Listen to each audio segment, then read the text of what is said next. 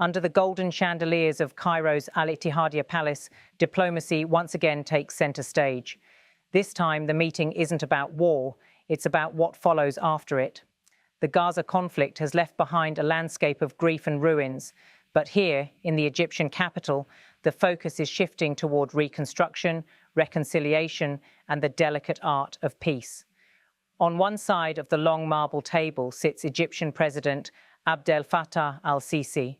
Across from him, two familiar faces in Washington's inner circle, Steve Witkoff, US presidential envoy, and Jared Kushner, the president's son-in-law and senior advisor.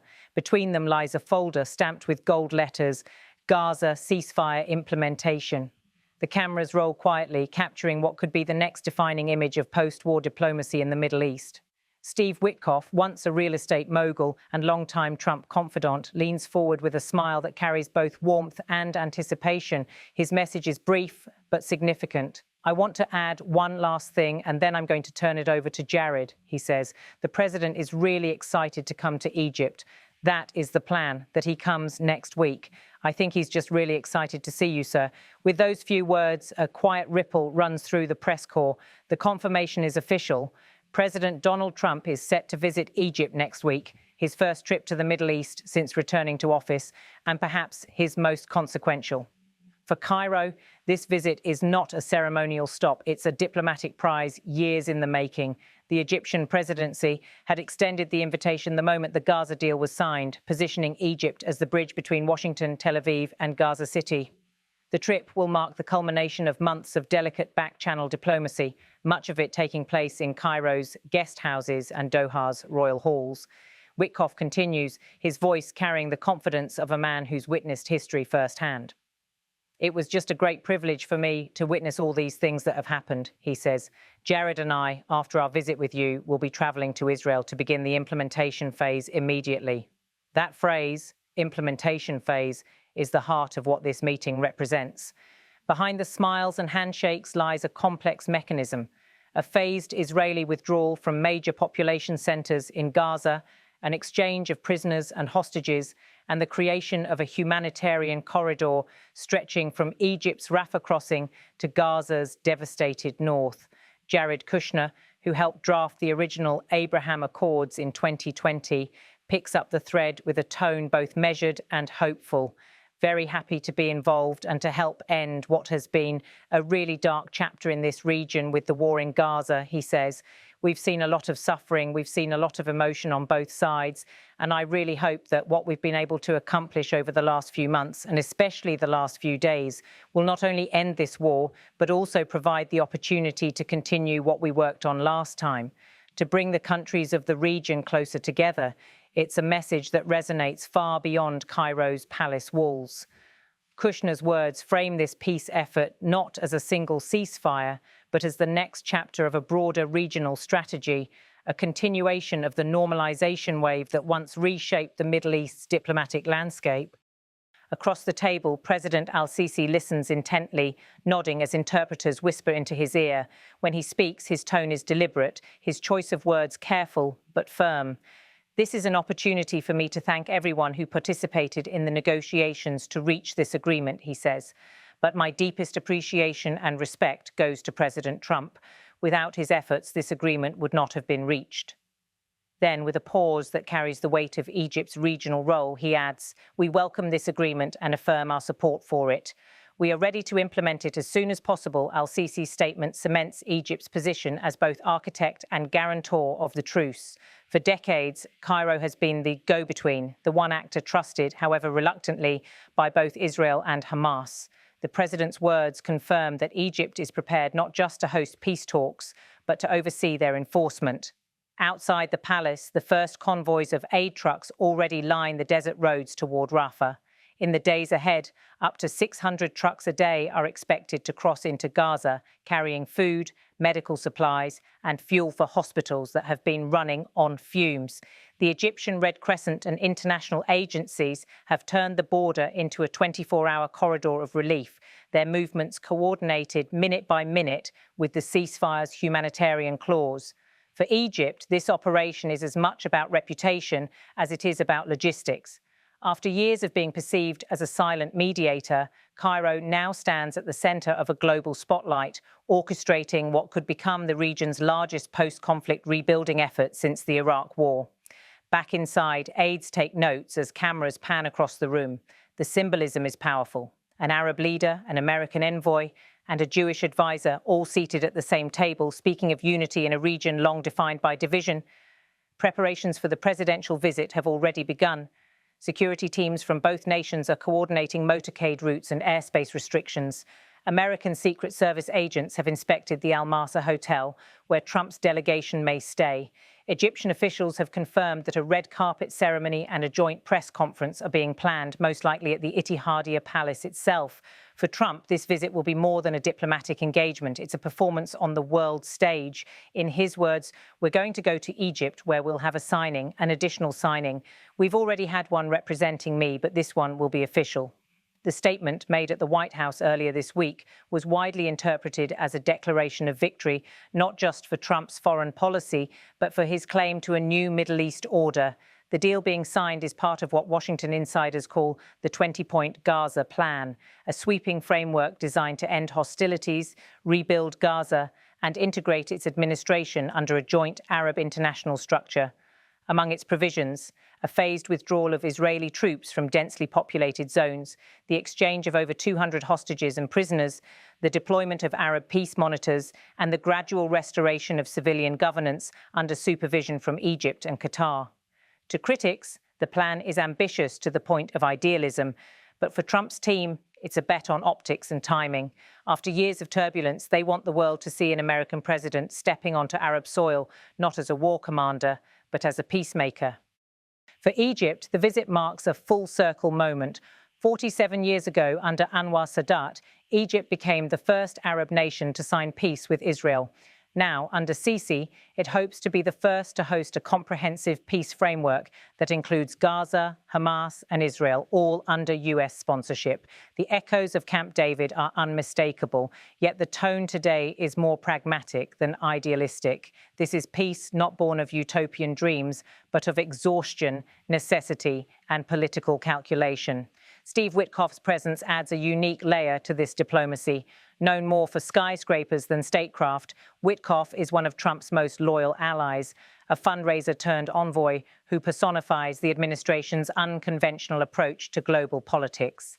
In Trump's orbit, loyalty often substitutes for protocol and business instincts for bureaucratic caution. Witkoff's inclusion signals a personalized brand of diplomacy, one that blurs the line between politics and private influence. Jared Kushner, by contrast, is the strategist. His fingerprints are on every major Middle East initiative of the Trump era, from the Abraham Accords to the new Gaza framework. He sees this moment as a continuation of a long-term vision, a network of interlocking economic and diplomatic ties linking Arab capitals with Tel Aviv, Aviv, and Washington, anchored by Cairo's credibility. As cameras follow their conversation, subtle details reveal the magnitude of what's unfolding. Egyptian interpreters translate every word. Senior generals from the Egyptian armed forces sit quietly in the corner, observing. On the table lie briefing folders labeled Security Coordination, Humanitarian Logistics, and Implementation Timetable. Each file represents weeks of negotiations conducted in secrecy between American, Israeli, and Egyptian teams. Beyond the palace walls, the regional mood is cautious optimism. In Gaza, families who had fled bombardment are slowly returning to neighborhoods reduced to rubble. In Israel, the release of the remaining hostages is awaited with both relief and trepidation. And across Arab capitals, from Doha to Riyadh, leaders are watching carefully, calculating how this deal might reshape their own alignments. In Washington, Trump's aides see the Egypt trip as the diplomatic climax of his second term's first year, a chance to showcase progress where previous administrations had failed. Aides have described the Cairo signing as a Middle East moment of truth. At the same time, skepticism runs deep. Human rights organizations warn that without meaningful inclusion of Palestinian civil leaders, the peace could crumble. Analysts note that many of Gaza's militant factions remain outside the official framework and that reconstruction funds could be vulnerable to corruption or political manipulation. Still, there is no denying the momentum. Egypt's commitment to open the Rafah corridor around the clock and Israel's preliminary approval of phased withdrawals mark a tangible step toward de-escalation. As evening falls over Cairo, the images of the day begin to circulate across global news channels. Sisi smiling as he shakes Witkoff's hand, Kushner nodding thoughtfully, the American and Egyptian flags standing side by side. The narrative emerging from these frames is unmistakable. The United States and Egypt once again partners in shaping the future of the Middle East. For President al-Sisi, the meeting reinforces his standing as a regional power broker at a time when Egypt faces its own economic and political strains. For the Trump administration, it projects a message of resolve and global reach. But beyond politics lies something more human. Gaza's people, families displaced, hospitals destroyed, lives shattered, now look toward Cairo as the place where their fate is being written. The aid convoys heading north represent not just food and medicine, but the fragile hope that diplomacy might finally deliver peace. Steve Witkoff's earlier remark, "The president is really excited to come to Egypt," may sound simple, but in diplomatic language, it signals intent. Trump's presence in Cairo would symbolize that Washington's engagement in the Middle East is not over. It's being reimagined. In the days ahead, US and Egyptian officials will finalize the logistics of the visit. A joint communiqué is expected outlining the next steps of the Gaza peace plan. If all proceeds as planned, the signing ceremony will feature not only Egypt and the United States, but also representatives from Qatar, Saudi Arabia, Turkey, and Israel. The document is expected to bear all their seals, a rare image of cooperation across deep political divides. As the palace meeting draws to a close, President al-Sisi rises to thank his guests once more. Cameras capture the handshake, flashes illuminate the room, and the three men exchange brief words before exiting through separate corridors. Outside, the palace guards snap to attention. The convoy engines start. The diplomatic choreography has concluded for the day, but the message is unmistakable. The ceasefire is no longer just an agreement on paper. It's moving toward tangible implementation, monitored by Cairo, endorsed by Washington, and now anchored in a planned presidential visit. For Gaza, this could mean the reopening of its ports and the rebuilding of its shattered schools. For Egypt, it reaffirms its role as the indispensable mediator of the Arab world. And for Donald Trump, it positions him as a global deal-maker once again, returning to the region not with threats, but with signatures. As night settles over Cairo's skyline, the al-Ittihadiyya Palace stands lit against the horizon. Its corridors quiet, but its significance immense. Within its walls, leaders have agreed to take the next step in turning ceasefire into peace. Next week, if all goes according to plan, Air Force One will descend on Cairo. The world will watch as Donald Trump, Abdel Fattah al-Sisi, and regional leaders gather to formalize what could become the most consequential Middle East accord of the decade. For Egypt, it's the reward for years of patient diplomacy. For the United States, a test of its renewed influence. And for millions in Gaza, it's a fragile but vital promise that this time peace might finally last. It's an honor to be with you again, and thank you for your commitment and for the commitment of your team to make this breakthrough happen. This agreement was critically important to President Trump. That's why إعلان فخامة الرئيس إن لابد من وقف الحرب كان هو الإشارة اللي الكل تلقفها بأن هذا الأمر أنا كنت متأكد إن بوصولكم سيدتكم ويعني يوقف حرب بقالها سنتين. I appreciate that. Thank you very much. Full support. I believe that this will lead to a new chapter between Egypt and the United States. I want to add one last thing, and then I'm going to turn it over to Jared. The president is really excited to come to Egypt, and that is the plan that he comes next week. And I think he's just really excited to see you, sir. It was just a great privilege for me to witness all of these things that happen. Jared and I are, after we visit with you, are on our way to Israel to immediately begin working on the implementation phase. Very happy to be involved and to help end what's been a really dark chapter in this region with the war in Gaza. We've seen a lot of suffering. We've seen a lot of emotions on both sides.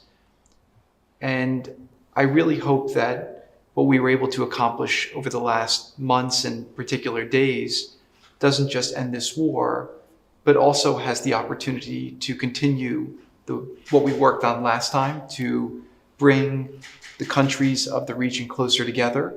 فرصة أيضا إن أنا أشكر كل اللي شاركوا في المباحثات من أجل الوصول إلى هذا الاتفاق، لكن التقدير الكبير، الاحترام الكبير والاعتزاز الكبير هو بفخامة الرئيس ترامب اللي لولا جهده ولولا إرادته ما تحقق هذا الاتفاق. وإحنا في هذا الإطار بنرحب بالاتفاق وبنأكد دعمنا ليه، مستعدين إن إحنا نتحرك بشكل إيجابي من أجل الوصول إلى تنفيذه بأسرع وقت ممكن.